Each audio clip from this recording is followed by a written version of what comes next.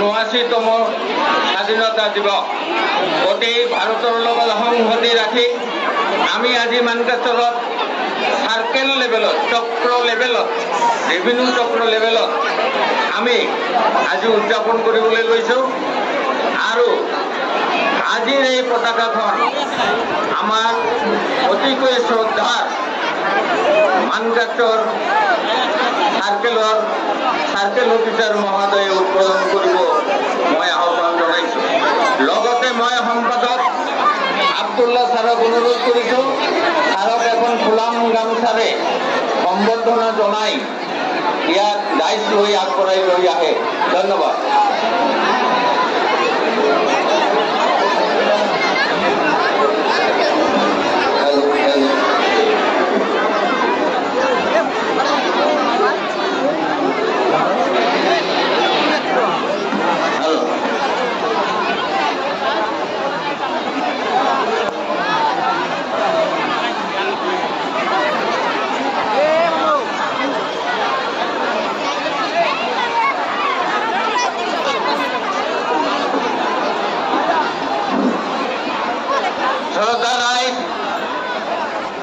আজি আমাৰ এই সাৰ্কেলৰ পৰা মানকাচৰ সাৰ্কেল লেভেলৰ আমি অনুষ্ঠান ইয়াত পতাকা উত্তোলন কৰিম। ইয়াৰ পৰা গোটেই দেশবাসীক মই 79তম স্বাধীনতা দিৱসৰ অলপ জনাইছোঁ। এই ক্ষেত্ৰতে যিসকলে বীৰ বীৰংগনা যিসকলে পেট্ৰিয়ট তেওঁলোকৰ জীৱন আহুতি দি বহুত জেল আজি আমাক যি স্বাধীনতা আনি দিছে আজিৰ এই ক্ষেত্ৰতে তেওঁলোকক শ্ৰদ্ধা জ্ঞাপন কৰি মই আব্দুল্লাহ ছাৰক অনুৰোধ কৰিছোঁ এখন ফুলাম গামোচাৰে আমাৰ সাৰ্কেল অফিচাৰ মহোদয়ক সম্বৰ্ধনা জনাই ডাইচ লৈ আহিবলৈ।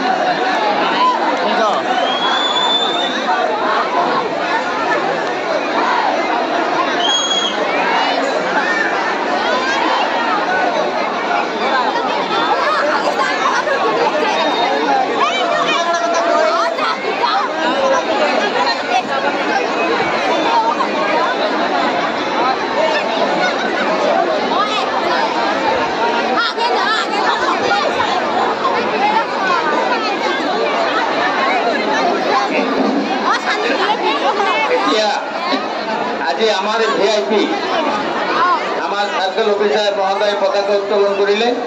মই তেখেতক অনুৰোধ ৰাখিছোঁ যাতে এই উপলক্ষে ইয়াৰ লগত সংহতি ৰাখি 2-4 কথা আমাৰ আগত বক্তব্য ৰাখে।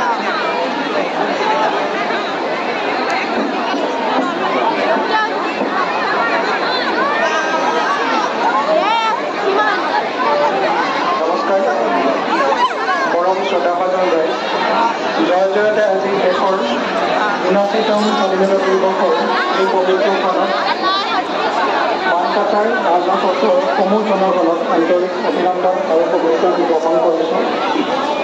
এই শুভ মুহূৰ্তত জাতিৰ পিতা মহামানৱ মহাত্মা গান্ধীক শ্ৰদ্ধাঞ্জলি জ্ঞাপন কৰিলোঁ আৰু লগতে নততে প্ৰণাম জনাইছোঁ সেই সকলো সুসন্তানক যিসকলৰ গভীৰ দেশ প্ৰেম, অপৰিসীম ত্যাগ আৰু আত্মবলিদানৰ বিনিময়ত আমি লাভ কৰিছোঁ আমাৰ বহু আকাংক্ষিত স্বাধীনতা। আজি আমি এটা জাতি হিচাপে ঐক্যবদ্ধ হৈ থিয় দিছোঁ, স্বাধীনতাৰ মনোভাৱ আৰু ইয়াক সম্ভৱ কৰি তোলা ত্যাগক উদযাপন কৰিছোঁ। স্বাধীনতা সংগ্ৰামীসকলৰ অটল দৃঢ়তা আৰু সাহসৰ বাবে আমি স্বাধীনতা লাভ কৰিছোঁ। শ্ৰদ্ধেয় ৰাইজ, যোৱা 7টা দশক ধৰি আমি সমগ্ৰ ভাৰতবাসীয়ে গণতন্ত্ৰৰ ৰক্ষাৰ বাবে আমাৰ পবিত্ৰ সংবিধানৰ প্ৰতি শ্ৰদ্ধা জনাই জাতি, ধৰ্ম, বৰ্ণ নিৰ্বিশেষে ঐক্যবদ্ধভাৱে এক আদৰণীয় চানিকি দাঙি ধৰিছে। সেয়া সমগ্ৰ বিশ্ববাসীৰ বাবে এক বিস্ময় ৰূপে দেখা দিছে। বিশ্ববাসীয়ে একেমুখে স্বীকাৰ কৰিছে যে হিংসাই কোনো সমস্যাৰ সমাধান কৰিব নোৱাৰে। পণ্ডিত জৱাহৰলাল নেহৰু, চৰ্দাৰ বল্লভভাই পেটেল, ৰবীন্দ্ৰনাথ ঠাকুৰ, নেতাজী সুভাষ চন্দ্ৰ বোস, সুব্ৰমণ্যম ভাৰতী, ভগত সিং, লাল বাহাদুৰ শাস্ত্ৰী, লালা লাজপত ৰায়, বাল গংগাধৰ তিলক আৰু বহুতো মহান ব্যক্তিয়ে বিভিন্নতাৰে দেশপ্ৰেম, আগমন আৰু কৰ্মত লিপ্ত হ'লেও সকলোৱে একেটা ভাষাই ব্যৱহাৰ কৰিছিল, সেয়া হৈছে স্বদেশ প্ৰেম। আমি আমাৰ স্বাধীনতা ধাৰিছোঁ সকলো মহান দেশপ্ৰেমীৰ সৈনিকসকললৈ, যিসকল নিজৰ প্ৰাণ আহুতি দি আমালৈ কঢ়িয়াই আনিলে স্বাধীনতা। ভাৰতবৰ্ষৰ আন অঞ্চলৰ লগতে অসমবাসী ৰাইজেও তাহানি ব্ৰিটিছ সাম্ৰাজ্যৰ বিৰুদ্ধে থিয় দিছিল। শ্বহীদ কুশল কোঁৱৰ, পিয়লি ফুকন, কনকলতা, মুকুন্দ কাকতি, ভোগেশ্বৰী ফুকননী প্ৰমুখ্যে জ্ঞাত অজ্ঞাত স্বাধীনতা সেনানীসকলৰ ত্যাগ আৰু অনন্য অৱদান চিৰদিনলৈ স্মৰণীয় হৈ থাকিব। সেইসকল স্বাধীনতা সংগ্ৰামী ত্যাগ আৰু আত্মবলিদানেৰে অৰ্জন কৰা আমাৰ দেশৰ সাৰ্বভৌমত্ব, অখণ্ডতা, একতা আৰু প্ৰগতিৰ বাবে আমি প্ৰতিগৰাকী দেশবাসীয়ে সদায় অংগীকাৰবদ্ধ হৈ থাকিব লাগিব। অসমত বাস কৰা প্ৰতিগৰাকী ভাৰতীয় নাগৰিকে অধিকাৰ আৰু স্বাৰ্থ সুৰক্ষাৰ কৰাৰ প্ৰতিশ্ৰুতি বাস্তৱ ৰূপ দিয়াৰ লগতে এখন বৃহত্তৰ অসমৰ স্বাৰ্থৰ হকে চৰকাৰে নিজৰ কৰ্তব্য পালন কৰি যাব। মানকাছাৰ দক্ষিণ শালমৰা মানকাছাৰ জিলাৰ পশ্চিম সীমান্তত অৱস্থিত অসমৰ আটাইতকৈ পশ্চিম প্ৰান্তৰ অঞ্চল। উত্তৰত মেঘালয়, পশ্চিমত বাংলাদেশ, দক্ষিণত উগুৰি আৰু দক্ষিণ শালমৰা অঞ্চল। ব্ৰহ্মপুত্ৰ নদীৰ উপনদীৰ জুমলিদাম নদী এই অঞ্চলটোৰ প্ৰাণ শক্তি। উৰ্বৰ মাটি আৰু কৃষ্ণ আৰ্দ্ৰ জলবায়ুৰে ইয়াত ধান, জুট, সৰিয়হ আৰু বিভিন্ন শাক চব্জিৰ উৎকৃষ্ট উৎপাদন নিশ্চিত কৰে। এই অঞ্চল বহু জাতি, বহু ধৰ্ম আৰু বহু সংস্কৃতিৰ মিলন নাই। অসমীয়া, বঙালী, হাজং, কোচ, ৰাভা, গাৰো আদি জনগোষ্ঠী শতাব্দী যুগ ধৰি শান্তি আৰু ভাতৃত্বৰে বাস কৰি আহিছে। ইয়াত বৰ্ষবৰণ, ঈদ, দুৰ্গা পূজা, বৰদিন, বিহু আদি উৎসৱ একেলগে পালন কৰা হয়। ইয়াৰ পৰা আমাৰ একতা আৰু বৈচিত্ৰ্য সঠিক প্ৰতিশ্ৰুতি পোৱা যায়। মানকাছাৰ ৰাজচক্ৰৰ অঞ্চলৰ বিধি পৰিচালনাৰ জনসেৱা আৰু চৰকাৰী কল্যাণমূলক আঁচনি বাস্তৱায়িত গুৰুত্বপূৰ্ণ ভূমিকা পালন কৰি আহিছে। আমাৰ অঞ্চলৰ চাহিদা, উন্নত পথঘাট, নদী বান্ধৰ মজবুত ব্যৱস্থা, ভাল চিকিৎসা সুবিধা আৰু গুণগত মানৰ শিক্ষা প্ৰদানৰ বাবে সকলে একেলগে কাম কৰাটো স্বাধীনতাৰ প্ৰকৃত অৰ্থ। আমাৰ মাটি খেতি বাতিত সমৃদ্ধ, কিন্তু ইয়াত শিক্ষা আৰু তথ্য প্ৰযুক্তিৰ ক্ষেত্ৰতো সম্ভাৱনা বিপুল। আমাৰ যুৱ প্ৰজন্মৰ যদি সঠিক দক্ষতা আৰু প্ৰশিক্ষণ লাভ কৰে তেন্তে মানকাছাৰ একমাত্ৰ সীমান্তৰ অঞ্চল হিচাপে নহয়, অসমৰ অৰ্থনীতি আৰু সংস্কৃতিৰ অগ্ৰণী কেন্দ্ৰ হৈ উঠিব। প্ৰিয় বন্ধুসকল, স্বাধীনতাৰ এটা দিনে উদযাপন কৰিবলৈ নহয়, ই এক অবিৰাম দায়িত্ব।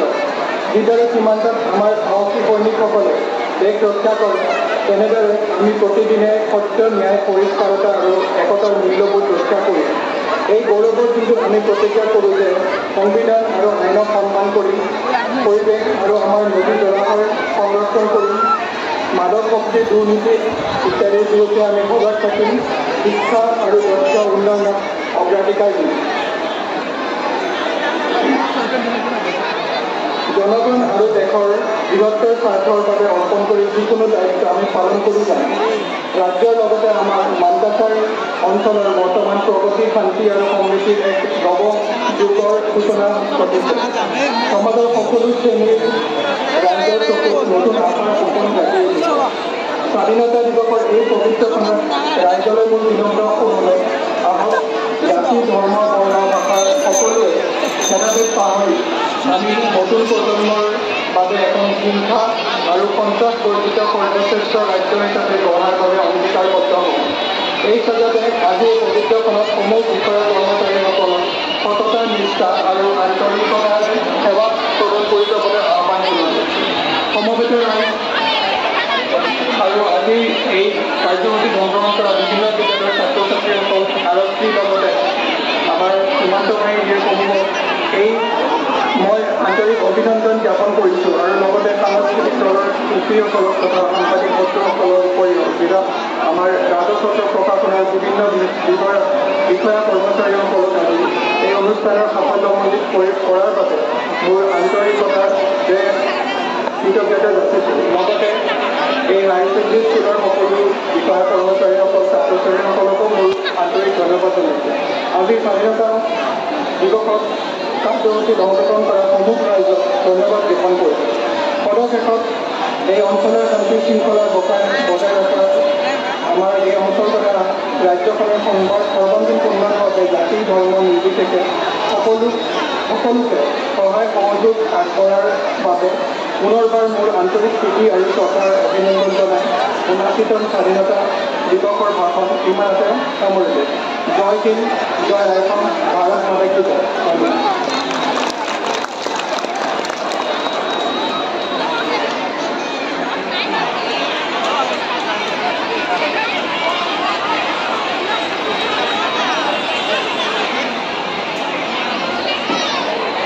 স্বাধীন ভাৰত কি